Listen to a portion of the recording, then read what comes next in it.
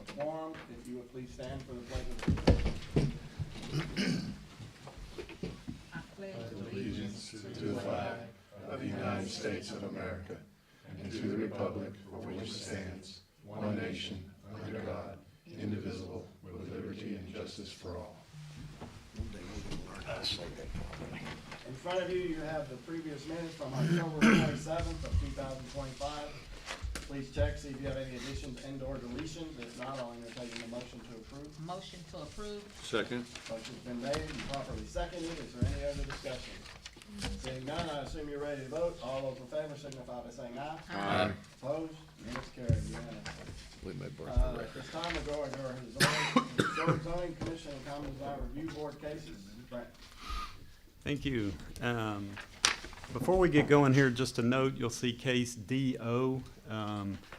That will signify the Clarksville design overlay cases from here going forward, which will cover Madison Street, the MLK Parkway, Tiny Town, and Fort Campbell.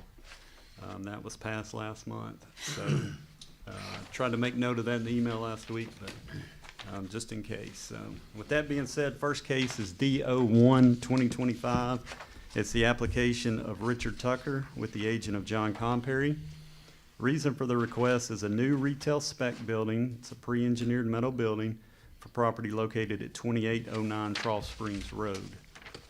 This property falls in the connector sub-district of the MLK Parkway District.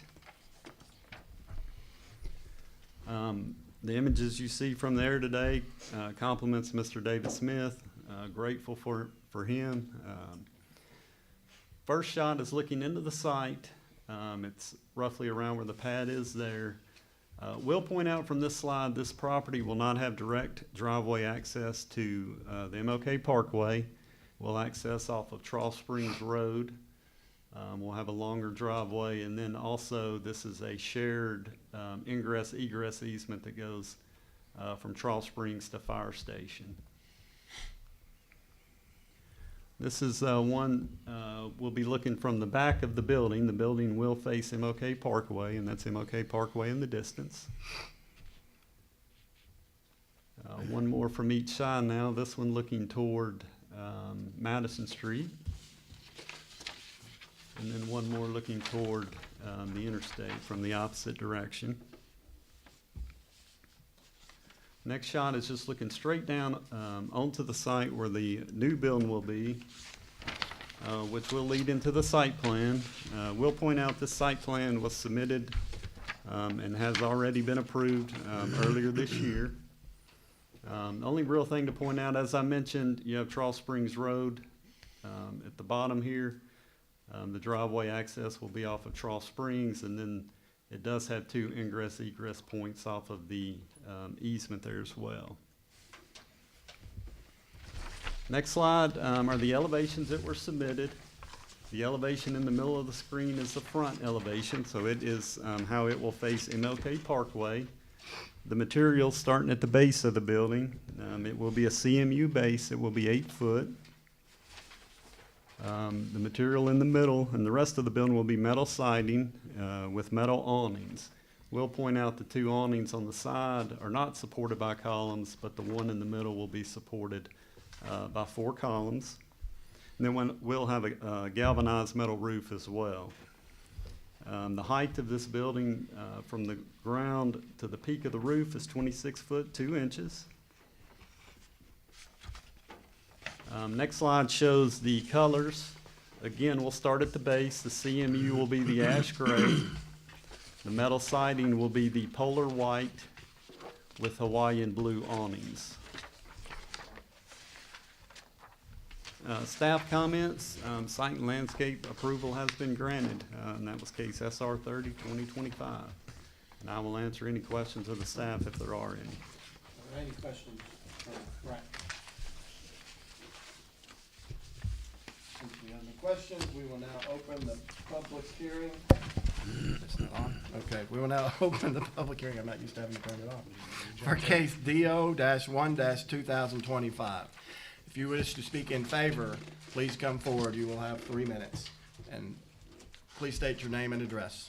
Is there anyone that wishes to speak in favor? Please come to the podium. And I will use my phone as the timer, so if you hear it go off, that's my phone. I'm here to answer any questions, Gotcha. if anyone has any. Does anybody have any questions for What Mr. did you Tucker? say his name was again? Richard Tucker. Oh, you Mr. Tucker, okay. Yeah, and your address? Well, my office address is 1899 Action City Road. Perfect, thank you. Does anybody have any questions for Mr. Tucker? Thank you, sir. Would anybody else wish to speak in favor? Please come forward. Would anybody wish to, since no one else is in favor, would anybody wish to speak in opposition? Please come forward, state your name and address. Going once, going twice, gone. We will now close the public hearing. Is there any other questions? I will entertain a motion. A motion to accept. Motion's been properly made and seconded. Is there any other discussion? Seeing none, I assume you're ready to vote. All those in favor signify by saying aye. Aye. Opposed? It carries unanimously. Brent? Final case today, D02-2025. It's the application of Daniel Welch with the agent of John Comperry. Reason for the request is a new spec office warehouse building, again, a pre-engineered metal building for property located at Meadow Hill Lot 3B. This property falls in the highway sub-district of the Madison Street Corridor district, and similar to the connector district, all the setbacks on this site will revert to base zoning. First shot is kind of a broader look out at Meadow Hill Lane. The site in question today will be behind the strip center and in front of the learning zone. This site that I am highlighting. This next image shows a closer in of the site where the new building will go.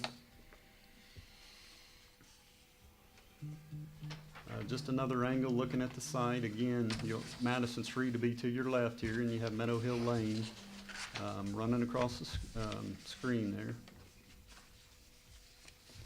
And then one more site looking at what will be the rear of the building facing downtown. Next image is just looking straight down onto the site, which leads into the site review that was submitted this month to the Planning Commission. Nothing really to point out on the site review. Are showing sidewalks and connectivity to the sidewalks, and adequately buffered against the adjoining 01 zoned daycare property. The elevations that submitted are on your screen. So the bottom left elevation is the front elevation. That will be the one fronting on Meadow Hill Lane. The materials, starting from the base, will be a split face CMU, and that will be 8 foot with an aluminum storefront. The rest of the building will be metal siding, and we'll have metal awnings and a galvanized metal roof as well. And the height of this building will be 18 foot, 8.5 inches to the peak of the roof. Next slide will show the colors. Starting with the base again, the split face CMU will be charcoal gray, and the metal siding will be ash gray.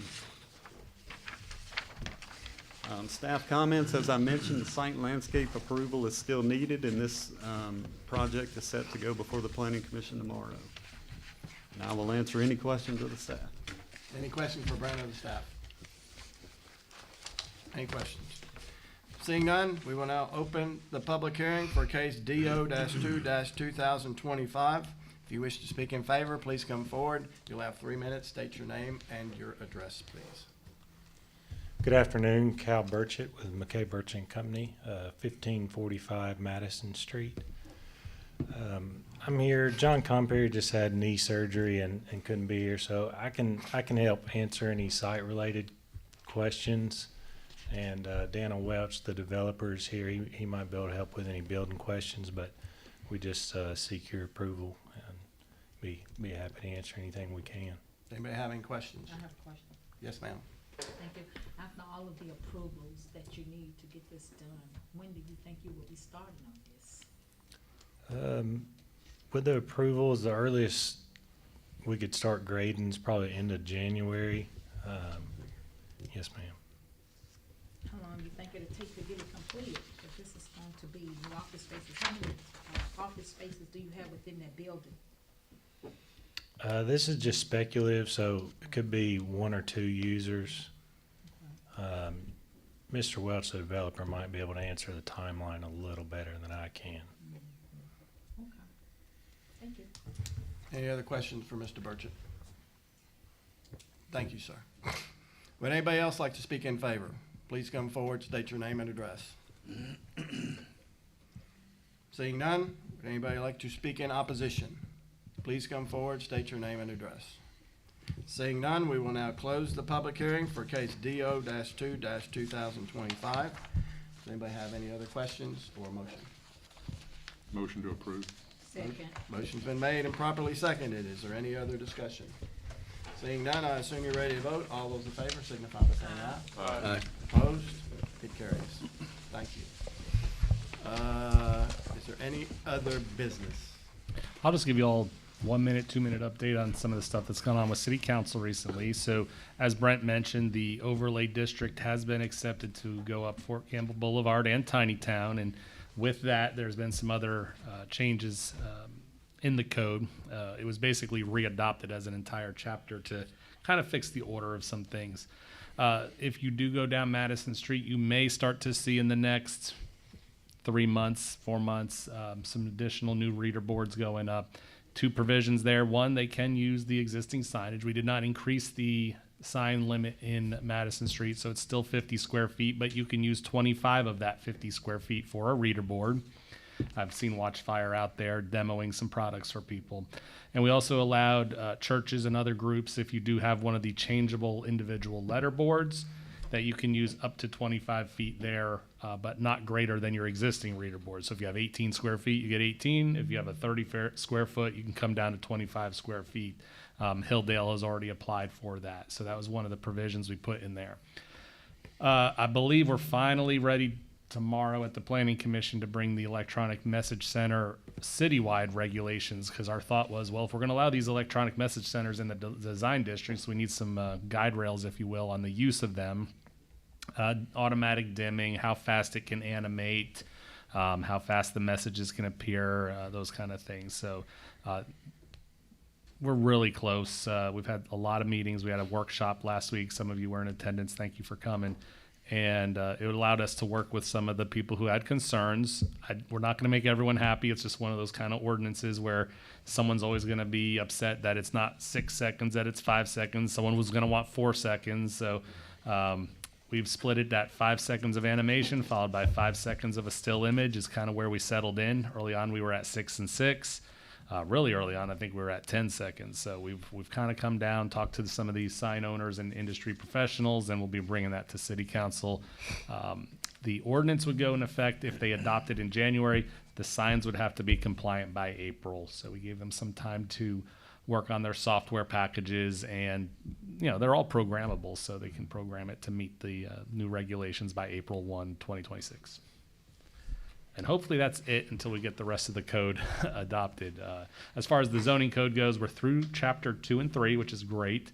A little behind schedule, but those were the biggest lifts, looking at the uses, the setbacks, and all that. We've had a chance to meet with a lot of city council members and county commissioners and this county mayor as well.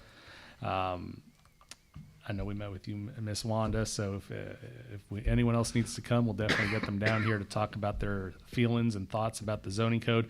Now we're into chapter 4, so we're looking at parking, landscaping, lighting, and a couple other those kind of standards. And once that gets done, I think we'll have another public meeting in the end of January to go over those items. And from there on in, it's really administrative stuff the rest of the way. When do you apply? How do you apply? When is the hearing? All those kind of things. So. We're cooking. Staff does need to get caught back up. We've had a couple heavy months with all these applications that we've gotten a little behind on reviewing the zoning code, but I think we'll be able to get caught up this Christmas season. And happy Thanksgiving, everyone. Happy Thanksgiving. Thank you. I got a question. Sure. Will you go back on what you said, the churches are allowed, I know you said something about 25 feet to 18 feet, is that? So if you have an existing, you know what I mean by the individual letters? If you're in a design district, you can replace one of those, because we've heard that they become obsolete. Some of them can't even buy the letters and numbers for them anymore. And some of these the biggest reason was some of these churches were like, I don't want my elderly deacons going up there every week to have to change the letters. If you have less than 25 square feet already existing as that form of sign, you can use up to that size. If you have greater than 25 square feet, you can bring one in up to 25 square feet. So that's Okay. what you might see. Yeah, Doug? Did I see in the email you sent out for the people that have the pre-existing small little, I'll call them LED, the little red scrolling, are they going to be grandfathered in? Yeah, that was one of the discussion points at the workshop, and we also put in legally permitted. So that's the big Yeah, if they thing were- for them to check they with the were code there, department. Just not just that you were there, but that you always had to be legally permitted. Yeah. So if something's ever an issue, they may have to get back with the code department if someone doesn't have a permit. Well, it was never permitted in the first place. Just like if you built something on your property without a permit. Can't guarantee that that's grandfathered because it was never legal Right, to begin with. But we did put in a provision that if you have a single, less than 2 feet high, single scrolling sign, that you would be able to use that for that purpose going forward, legally permitted. Any other questions? Kirk did. And then the next section, the lighting, you're gonna take care of the Cobra lights for all the, I believe we've already done that in the Okay. previous ordinance. When we adopted the overlays on Fort Campbell and Madison Street, we added a section of lighting. Yep. In fact, I believe we updated the chapter for signage and lighting. We added that title.